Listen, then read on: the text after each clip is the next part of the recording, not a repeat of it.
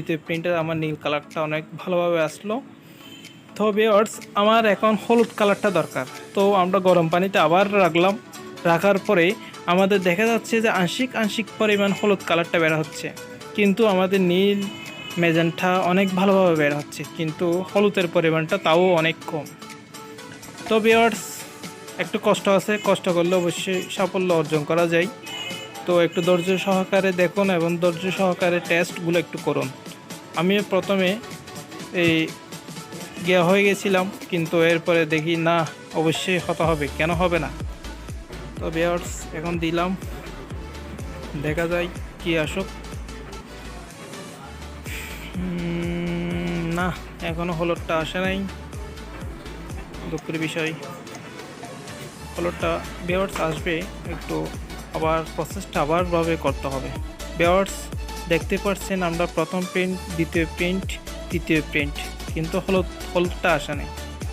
তো ভিউয়ার্স আবার ওই গরম পানির মধ্যে রাখতে হবে আমার, যার কারণে অনেক টেস্ট করছি। তো ভিউয়ার্স এই আমার প্রায় নীল এবং ম্যাজেন্টা কালারটা শেষ।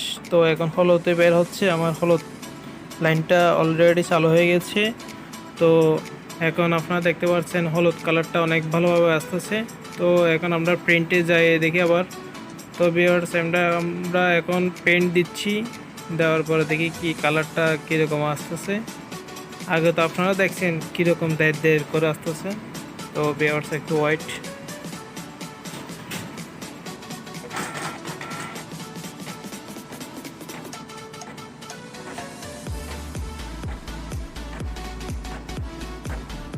তো এখন আমরা প্রিন্ট দিচ্ছি, প্রিন্ট দেওয়ার পরে দেখতেছি হ্যাঁ এখন ভালো কালার চলে আসলো অলরেডি।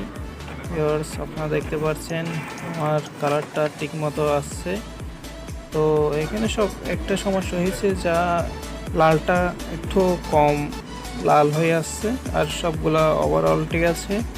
তো ভিউয়ার্স সাকসেসফুল, আপনারাও ট্রাই করে দেখতে পারেন, আপনারাও সাকসেসফুল হবেন ইনশাল্লাহ। ধন্যবাদ সবাইকে, আসসালামু আলাইকুম।